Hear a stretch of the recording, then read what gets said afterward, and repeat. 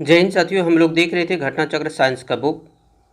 तो चलिए आज देखेंगे हम लोग स्थूल पदार्थों के गुण, इनके सवाल सॉल्व करने की कोशिश करेंगे। एक एक सवाल, सारे सवाल अच्छे से बड़ी ही आराम से सॉल्व कर लेंगे।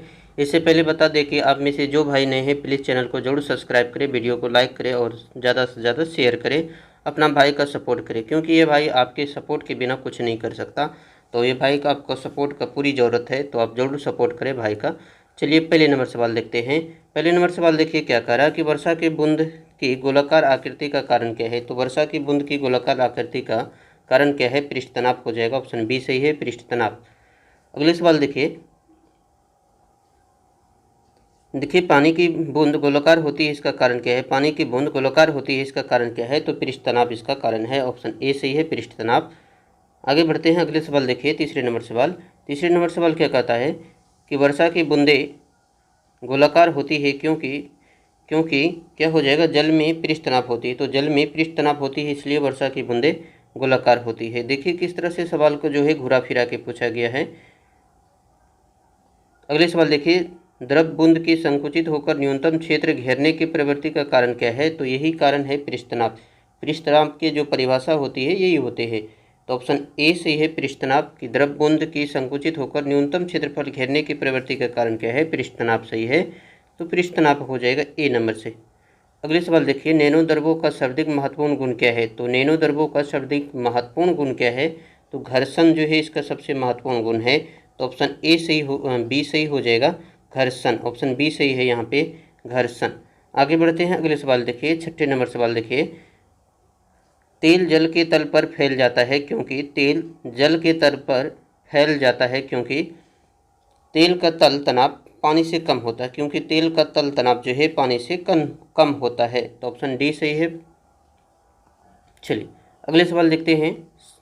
देखिए, मिट्टी का तेल पानी के ऊपर इसलिए तैरता है क्योंकि मिट्टी का तेल पानी के ऊपर इसलिए तैरता है क्योंकि उसका घनत्व जो है पानी के घनत्व से कम होती है, क्योंकि उसका घनत्व पानी के घनत्व से कम होती है। तो ऑप्शन बी सही है।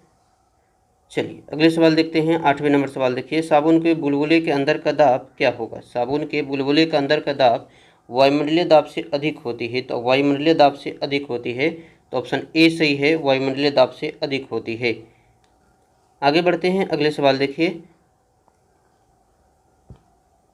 अगले सवाल, यदि साबुन के दो भिन्न भिन्न व्यास वाले बुलबुले को एक नली द्वारा एक दूसरे के संपर्क में लाया जाए तो क्या घटित होगा? तो छोटा बुलबुला और छोटा और बड़ा बुलबुला और बड़ा हो जाएगा। तो ऑप्शन बी सही है, छोटा और छोटा हो जाएगा, बड़ा और बड़ा हो जाएगा, अगर एक दूसरे के संपर्क में लाते हैं तब। अगले सवाल देखिए, जब किसी साबुन के बुलबुले को आवेशित किया जाता है तो निम्नलिखित में से क्या घटित होगी? जब किसी साबुन के बुलबुले को आवेशित किया जाता है तो क्या घटित होगी? तो क्या घटित होगा? त्रिज्या बढ़ जाएगी, उसकी त्रिज्या बढ़ जाता है। तो ऑप्शन ध्यान रखें ए नंबर, त्रिज्या बढ़ जाएगी। अगले सवाल देखिए कि एक ही पदार्थ के चार तार जिसकी बीमाएं नीचे दी गई है अलग अलग बार एक ही भार से खींचे गए हैं, अलग अलग बार जो है एक ही बार से खींचे जाते हैं, तो किस में अधिकतम तरंगदैर्घ्य होगी? तो किस में अधिकतम तरंगदैर्घ्य होगी? तो 3 मीटर लंबाई वाले तार और 1.5 mm वाले तार में जो है अधिकतम तरंगदैर्घ्य होगा। तो यहाँ पे जो है ऑप्शन सी सही है, 3 मीटर और 1.5 mm। चलिए अगले सवाल देखते हैं। देखिए 12 नंबर सवाल का उत्तर कीजिए आप लोग तेजी में। यदि किसी तत्व, देखिए क्या करा, यदि किसी तत्व की परिघटना नहीं होती तो क्या होता? इनमें से पढ़ लीजिए कि कौन सा जो है सही है। देखिए एक नंबर कह रहा कि केरोसिन दीप का उपयोग मुश्किल हो जाता, तो बिल्कुल ठीक है कि केरोसिन दीप का उपयोग मुश्किल हो जाता। दूसरे नंबर, कोई मृदु पेय का उपयोग करने के लिए स्ट्रॉ का प्रयोग नहीं कर पाता, तो क्या यह सही है? कोई मृदु पेय का उपयोग करने के लिए स्ट्रॉ का उपयोग नहीं कर पाता, तो ये बिल्कुल गलत है, तो 2 नंबर तो गलत है। अगले देखिए कि स्याही शोक पत्र काम करने में विफल हो जाता, तो बिल्कुल 3 सही है। और चौथे नंबर देखते हैं कि बड़े पेड़ जिन्हें हम अपने चारों ओर देखते हैं वह पृथ्वी पर जो है पृथ्वी पर नहीं उगते, ये पेड़ पृथ्वी पर नहीं उगते, तो ये भी ठीक है। तो 1 3 4 ठीक है, 1 3 4 ठीक है। तो तो ऑप्शन बी सही है यहाँ पे 1 3 4, 1 3 4, ऑप्शन बी सही है 1 3 4। चलिए अगले सवाल देखते हैं हम लोग। देखिए 13 नंबर सवाल। 13 नंबर सवाल को उत्तर कीजिए कि केशिकत्व एकमात्र कारण नहीं है, तो किसके कारण जो है एक केशिकत्व एकमात्र कारण नहीं है? तो स्याही का सोखना तो बिल्कुल सही है। तो स्याही का सोखने के लिए केशिकत्व जिम्मेदार है। आगे देखिए भूमिगत जल का ऊपर चढ़ना, ये भी सही है। भूमिगत जल का ऊपर चढ़ना, इसके लिए केशिकत्व। ध्यान रखना है यहाँ पर नहीं पूछ रहा है ना। और सी नंबर देखिए कि सूती कपड़े पर जल की बूंद फैलना, ये भी सही है। तो पौधे की जड़ से जल का इसके पर्ण समूह की ओर बढ़ना, तो इसके लिए एकमात्र केशिकत्व जिम्मेदार नहीं है। तो ये जो है ऑप्शन डी सही हो जाएगा, क्योंकि इसमें जाइलम भी काम करते हैं। आप लोग पढ़े होंगे बायोलॉजी में जाइलम फ्लो और फ्लोएम के बारे में। चलिए आगे सवाल देखते हैं। देखिए अगले सवाल, बत्ती वाले स्टोव में केरोसिन की बत्ती में ऊपर चढ़ने का कारण क्या है? तो बत्ती वाले स्टोव में केरोसिन की बत्ती में ऊपर चढ़ने का कारण क्या है? तो क्या कारण है? पृष्ठ तनाव हो जाएगा। ऑप्शन सी सही है, पृष्ठ तनाव। आगे बढ़ते हैं और अगले सवाल देखिए आप लोग। एक केश नली में जल की अपेक्षा तरल अधिक ऊंचाई तक चढ़ता है, इसका कारण क्या है? एक केश नली में जल की अपेक्षा तरल अधिक ऊंचाई तक चढ़ता है, तो इसका कारण क्या है? क्योंकि देखिएगा जो है तरल का तनाव, पृष्ठ तनाव जल की अपेक्षा ज़्यादा होती है, तो इसलिए वो ज़्यादा ऊंचाई तक चढ़ पाते हैं। तो ऑप्शन डी सही है। अगले सवाल देखिए 16 नंबर सवाल। जब किसी झील की तली से उठकर वायु बुलबुला ऊपरी सतह पर आएगा तो क्या होगा? जब किसी झील की तली से उठकर वायु बुलबुला ऊपरी सतह पर आएगा तो क्या होगा? तो क्या होगा जो है उसकी आकार बढ़ जाएगी। तो उसकी आकार जो है बढ़ जाती है, तो ऑप्शन ए सही है, उसकी आकार बढ़ जाएगी। चलते हैं अगले सवाल देखिए 17 नंबर सवाल को उत्तर कीजिए आप लोग। ताप बढ़ने के साथ द्रव की श्यानता क्या होगी? ताप बढ़ने के साथ द्रव की श्यानता जो है घटती है। ताप बढ़ाएंगे तो श्यानता जो है घट जाएगी, तो ऑप्शन बी सही है, घटेगी। चलिए अगले सवाल देखिए 18 नंबर सवाल। सबसे ज़्यादा श्यानता किसकी है? सबसे ज़्यादा श्यानता देखना है कि सबसे ज़्यादा श्यानता किसका है। तो सबसे ज़्यादा श्यानता यहाँ पर जो है शहद का जो है सबसे ज़्यादा श्यानता होती है ऑप्शन के अकॉर्डिंग। तो हम लोग को क्या करना है कि कुछ श्यानता याद रखना है।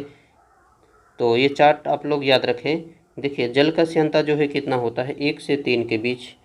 रक्त की श्यानता ध्यान रखें 2.7। मशीन का तेल का श्यानता ध्यान रखें 113 से 34 के बीच। आगे इसी तरह आप सभी को ध्यान रखिएगा। ग्लिसरीन कितना होता है? 830 होता है। शहद 200 होता है।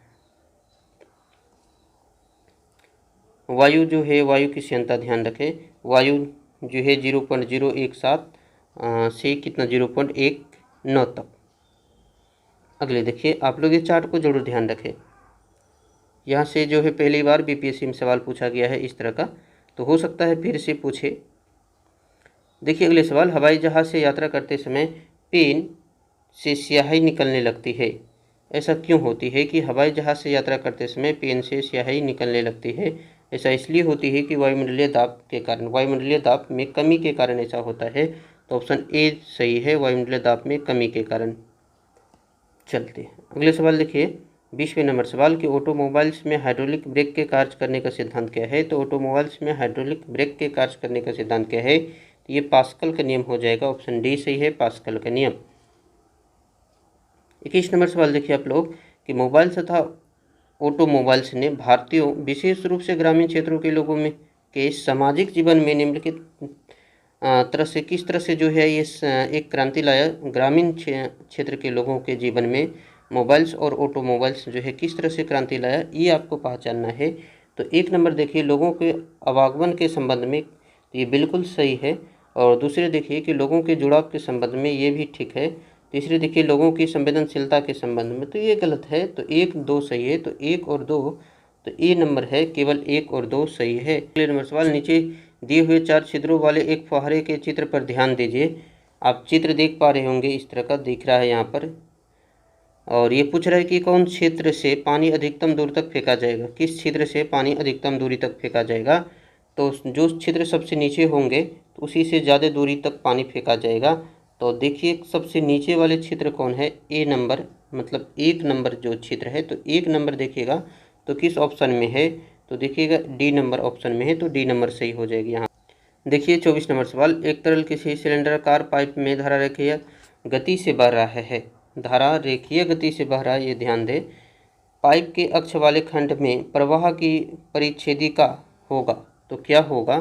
तो चलिए हम लोग ऑप्शन देखते हैं। इसका ऑप्शन जो है लंबे लंबे चित्र में दिया गया है, तो एक साथ स्क्रीन पर शो नहीं होगा, इसलिए हमें एक एक करके ऑप्शन देखना पड़ेगा। तो एक नंबर देखिए किस तरह से दे रखा है, ए नंबर ऑप्शन, और बी नंबर ऑप्शन आप लोग देखिए कि इन दोनों में क्या अंतर है। पहले देख लीजिए एक नंबर और ए नंबर और बी नंबर दोनों चित्र में क्या अंतर है। आप लोग ध्यान से देखिए इन दोनों चित्र में क्या अंतर है। इसके बाद हम लोग सवाल करेंगे कि कौन सही है।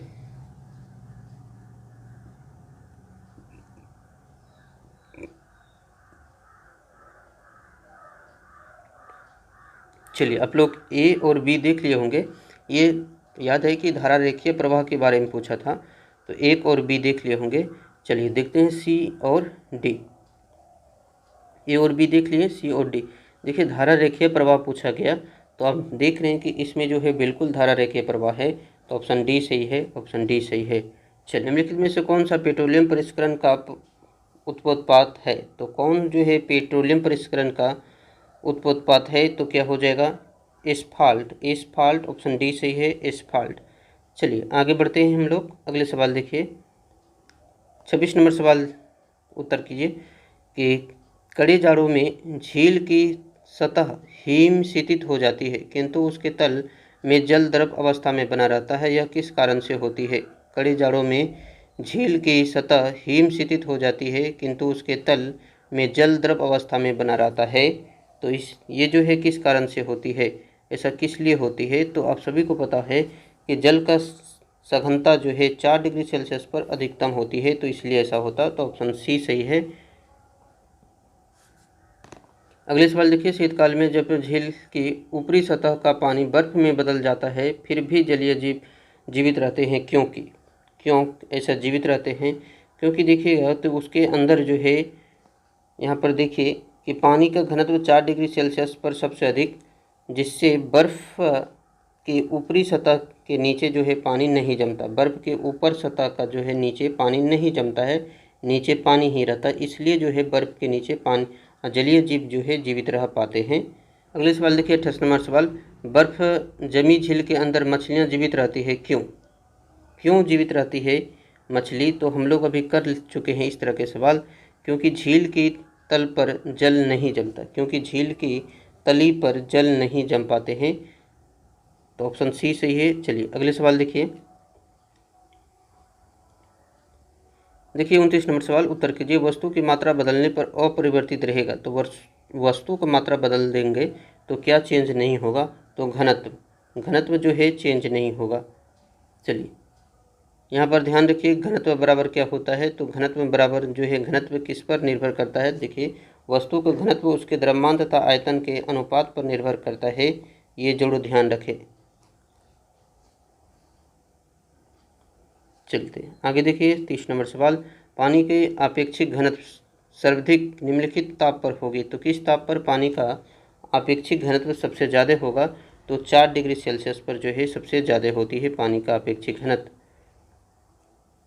आगे बढ़ते हैं अगले सवाल देखिए 31 नंबर सवाल, किस ताप पर पानी का घनत्व अधिकतम होती है? तो किस ताप पर पानी का घनत्व सबसे ज़्यादा पड़ चुके हैं? 4 डिग्री सेल्सियस पर पानी का घनत्व जो है सबसे ज़्यादा होती है। अगले सवाल, जल का अधिकतम घनत्व होता है, जल का अधिकतम घनत्व जो है, तो जल का अधिकतम घनत्व 4 डिग्री सेल्सियस पर होता है, तो यहाँ पर देखिए केल्विन में दे रखा है, तो 4 डिग्री सेल्सियस बराबर कितना केल्विन होगा? ये बताइए कि 4 डिग्री सेल्सियस बराबर कितना केल्विन होता है? तो आप सभी को पता होगा, तेजी में उत्तर कीजिए। थोड़ा देर इंतज़ार कर रहे हैं हम, क्योंकि गले सूख गया बोलते बोलते, इसलिए बोल रहे हैं कि आपका भाई आपके लिए मेहनत करता है, तो आप प्लीज़ चैनल को जरूर सब्सक्राइब करें, वीडियो को लाइक करें, अपना भाई का सपोर्ट करें। तो आप लोग कर लिए होंगे, क्या हो जाएंगे कि जल का अधिकतम घनत्व केल्विन में पूछे तो 277, क्योंकि देखिएगा 0 डिग्री सेल्सियस है ना, 0 डिग्री सेल्सियस बराबर कितना केल्विन होता है? 0 डिग्री सेल्सियस बराबर कितना केल्विन होता है आप सभी को पता होगा, तो उसमें क्या करना है कि 4 डिग्री सेल्सियस पूछा है, तो हमें क्या करना है, तो केल्विन और सेल्सियस को जो है चेंज कर देना है एक दूसरे में। तो आप लोग पता कर लीजिए, यहाँ पर क्या हो जाएगा 277। चलिए देख सकते हैं यहाँ पर किस तरह केल्विन का फार्मूला होता है, क्या सेल्सियस प्लस 273, सेल्सियस प्लस 273, तो केल्विन में पूछा था तो 273 0 डिग्री सेल्सियस बराबर कितना होता है 273 केल्विन, तो 4 उसमें और ज़्यादा जोड़ देना है क्योंकि 4 डिग्री सेल्सियस होता है ना सेल्सियस में, तो हमें 277 प्राप्त हो जाएगा। चलते हैं अगले सवाल देखिए, 33 नंबर सवाल देखिए। 33 नंबर सवाल, और आप लोग पढ़िए और उत्तर कीजिए तेजी में, कथन और कारण वाले हैं।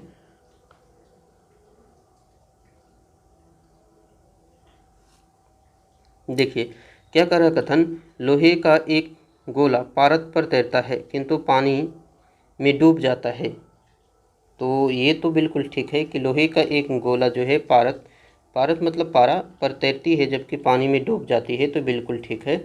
आगे देखिए कारण में क्या करा, लोहे का अपेक्षिक घनत्व पारद के अपेक्षिक घनत्व से अधिक होती है। तो ये बिल्कुल गलत है कि लोहे का अपेक्षिक घनत्व पारद के अपेक्षिक घनत्व से अधिक होती है। तो ये बात जो है बिल्कुल क्या है, गलत है।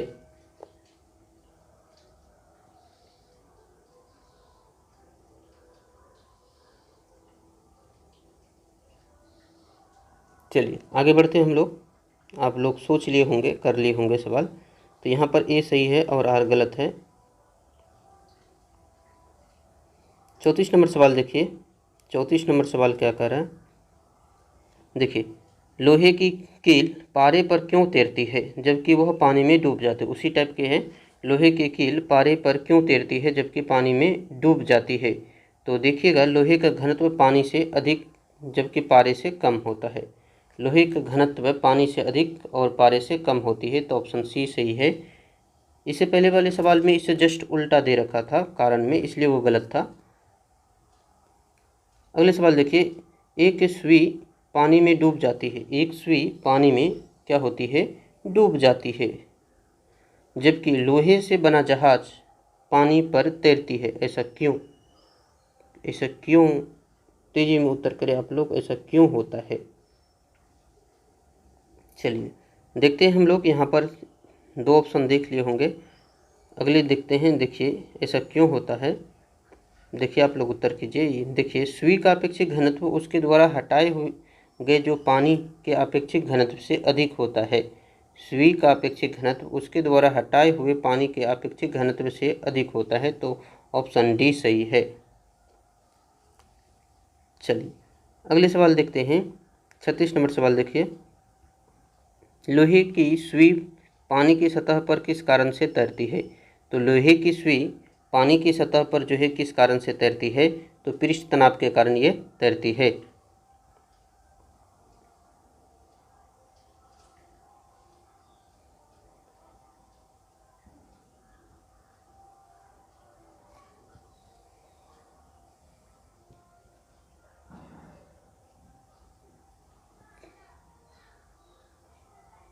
ये भाग गया है किधर, 1 सेकंड आप लोग इंतज़ार करें, इसे थोड़ा जगह पर लाते हैं। ये भाग चुका है, कहाँ भागेगा,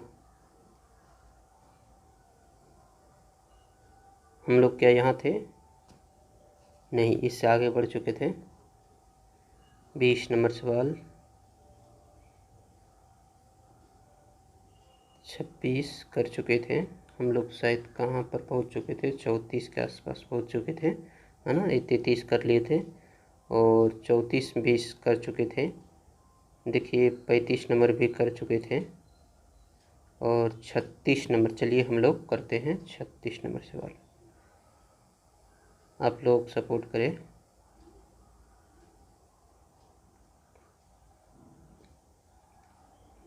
देखिए आप लोग अगले नंबर सवाल देखिए, लोहे की सुई पानी की सतह पर किस कारण से तैरती है। तो लोहे की सुई पानी की सतह पर जो है किस कारण से तैरती है, तो पृष्ठ तनाव के कारण जो है तैरती है, तो ऑप्शन बी सही है, पृष्ठ तनाव। चलिए अगले नंबर सवाल देखते हैं, 37 नंबर सवाल देखिए, जब कुएं से पानी की बाल्टी को ऊपर खींचते हैं तो हमें महसूस होती है कि बाल्टी पानी की सतह से ऊपर भारी हो गई है। पानी की सतह से जिस तरह बाल्टीन ऊपर उठेगा तो हमें लगता है कि अब बाल्टीन भारी हो गया है। जब तक वो पानी के नीचे था तब तक हमें भार की पता नहीं था कि भारी नहीं लग रहा था, लेकिन ऊपर आया तो भारी लग रहा। तो ऑप्शन ए सही है। आप लोग महसूस किए होंगे ज़रूर। देखिए 38 नंबर सवाल, एक भारहीन गुब्बारे में 200 ग्राम जल भरा गया है, इसका जल में भार क्या होगा? तो एक भारहीन गुब्बारे में 200 ग्राम जल भरा गया है, तो जल में इसका भार क्या होगा? जल में जो इसका भार क्या होगा? तो शून्य हो जाएगा। तो ऑप्शन ए सही है, शून्य। चलिए अगले सवाल देखिए आप लोग। 39 नंबर सवाल देखिए, मथने के पश्चात क्रीम का दूध से पृथक हो जाना किस कारण से ऐसा होता है कि मथने के बाद जो है क्रीम का दूध से अलग हो जाना, तो किस कारण से होता है? अपकेंद्रीय बल के कारण। ऑप्शन सी सही है, अपकेंद्रीय बल।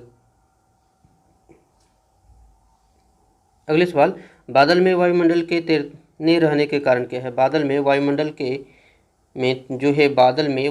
में तैरने का कारण क्या है? बादल जो है वायुमंडल में तैरता रहता है, ऐसा किस लिए होता है? तो ऐसा घनत्व के कारण होता है। ऑप्शन डी, घनत्व। अगले सवाल देखिए, निम्नलिखित में से कौन सा तत्व सबसे पहले कृत्रिम रूप से उत्पादित किया गया था? तो कौन से तत्व जो है सबसे पहले कृत्रिम तौर पे उत्पादित किया गया था? तो कौन से तत्व किया गया था? तो देखिए टेक्नीशियम जो है सबसे पहले कृत्रिम तौर पे बनाया गया था, उत्पादित किया गया था। इसके बारे में देख सकते हैं यहाँ पे। देखिए टेक्नीशियम के बारे में कि टेक्नीशियम एक रासायनिक तत्व है जिसका परमाणु क्रमांक 43 होता है, और टेक्नीशियम कृत्रिम रूप से उत्पादित किया गया था, प्रथम तत्व है, उत्पादित प्रथम तत्व है, जो कि 1937 में इस तत्व का सर्वप्रथम निर्माण किया गया था। ये जरूर ध्यान रखें। अगले सवाल देखिए, समुद्र में प्लवन करते हुए आइसबर्ग का कितना भाग समुद्र की सतह से ऊपर होता है? तो कितना भाग जो है आइसबर्ग का समुद्र की सतह से ऊपर होगा? तो आप लोग इस सवाल को हजारों बार किए होंगे। तेजी में बताइए कितने भाग ऊपर रहेगा? नीचे की बात नहीं कर रहा है, ऊपर की बात कर रहा है ये। तो 42 नंबर सवाल का उत्तर कीजिए, कितनी भाग जो है ऊपर रहेगा? तेजी में उत्तर कीजिए आप लोग, तेजी में कीजिए। देखिए कितनी भाग ऊपर रहेगा, तो आप सभी को पता है कि 1/9 भाग, 1/9 भाग जो है 1/9 भाग ऊपर रहेगा, ठीक ना। चलिए अगले देखते हैं। आप लोग वीडियो को पॉज करके इसके डिटेल खुद से पढ़ लीजिए। यहाँ पे देखिए अगले सवाल, पानी के एक गिलास में एक बर्फ का टुकड़ा तैर रहा है। जब बर्फ पिघलती है, जब बर्फ पूरी तरह से पिघल जाएगी तो इसका स्तर क्या होगा? तो इसका स्तर कुछ नहीं होगा, पहले के जैसा बना रहेगा। तो हम कहेंगे कि अपरिवर्तित रहेगा, मतलब यहाँ पर देखिए ऑप्शन के अकॉर्डिंग उतना ही रहेगा। तो ऑप्शन सी सही है कि उतना ही रहेगा। जब बर्फ पिघल जाएगी तो लेवल नहीं बढ़ेगा, वही लेवल रहेगा। तो यहाँ पर ऑप्शन के अकॉर्डिंग उतना ही रहेगा, मतलब अपरिवर्तित रहेगा। अगले सवाल देखिए कि पानी के 4 डिग्री सेल्सियस पर शरीर तैरता है। पानी के 4 डिग्री सेल्सियस पर शरीर तैरता है। यदि तापमान 100 डिग्री सेल्सियस हो जाए तो क्या होगा? तो क्या होगा? शरीर डूब जाएगा। शरीर क्या होगा? डूब जाएगा। तो ऑप्शन ए सही है, शरीर डूब जाएगा। अगले सवाल देखिए 45 नंबर सवाल, समुद्र में नदी की अपेक्षा तैरना आसान होती है क्योंकि समुद्र में नदी की अपेक्षा जो है, नदी की तुलना में तैरना आसान होता है, ऐसा क्यों? ऐसा क्यों होता है? 45 नंबर सवाल, तेजी में उत्तर कीजिए आप लोग, ऐसा क्यों होता है? नदी में तैरना कठिन है, समुद्र में तैरना आसान है, क्यों? क्योंकि देखिएगा समुद्री जल नमकीन होता है और घनत्व ज़्यादा होता है, इसलिए। चलिए आगे बढ़ते हैं। अगले सवाल देखिए 46 नंबर सवाल देखिए, जब कोई जहाज नदी से सागर में घुसता है, सागर में जाता है, जब कोई जहाज नदी से सागर में जाता है या घुसता है तो क्या होगा? तो कुछ जो है वो ऊपर उठ जाएगा, वह कुछ ऊपर उठता है। तो ऑप्शन ए सही है, वह कुछ ऊपर उठता है। तो आप लोग जरूर पढ़े होंगे, लूसेंट में भी ये सब सवाल दे रखा है। अगले सवाल देखिए, कथन और कारण दे रखा, जब कोई जहाज नदी से निकल कर सागर में प्रवेश करता है तो वह कुछ ऊपर उठता है, तो बिल्कुल ठीक है। कारण में कहा दे रखा है क्या कि सागर के जल का घनत्व नदी के जल के घनत्व से अधिक होता है, तो ये क्या है, ये भी बिल्कुल ठीक है। तो अब रिलेट कीजिए कि इनमें से क्या संबंध है। तो इनमें क्या है, कथन और कारण दोनों ही सही है और व्याख्या भी सही करता है, तो ऑप्शन ए सही है।